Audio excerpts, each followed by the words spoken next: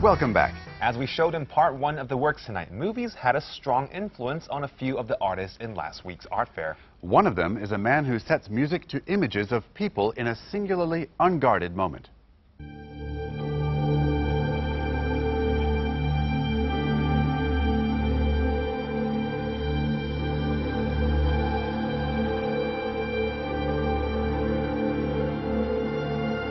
Movie music composer Simon Boswell had the idea for the Blink project in 2002 while watching a newscast in a hotel room.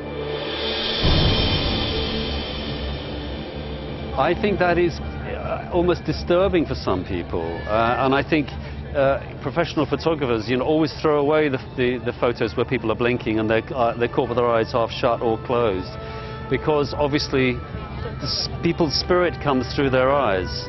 And I think slowing down people blinking, it raises questions to which I'm not supplying answers, but it's rather interesting to see people with their eyes closed. You're just not used to those famous faces like that. They communicate through their eyes. It's almost part of their appeal, is the energy that they transmit. So again, it's a way of making people question the nature of celebrity, the question, why we're so engaged with people and why we're so, fiercely, why we adore them so much.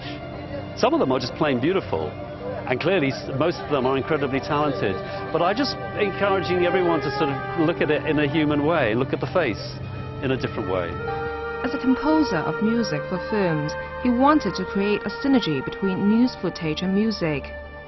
Blink debuted in London's Institute of Contemporary Art in 2002. The celebrities featured in that first project include Bill Clinton, George Bush, Queen Elizabeth, Victoria Beckham and Osama bin Laden.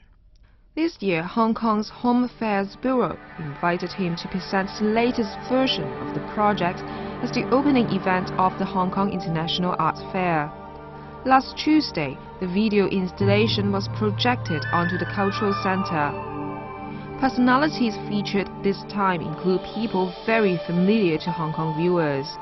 Bruce Lee is particularly important for me. I mean, I've always been completely in awe of Bruce Lee and a huge fan, and contacted the Bruce Lee Foundation, and his daughter, Shannon, gave me permission to use this very rare footage. So I feel this tremendous responsibility and pride to bring Bruce Lee back to Hong Kong, projected, so large on the side of the Cultural Center. It's an honor for me to do it. This is the first time Boswell has displayed his work outdoors. He's excited about the added participation this allows.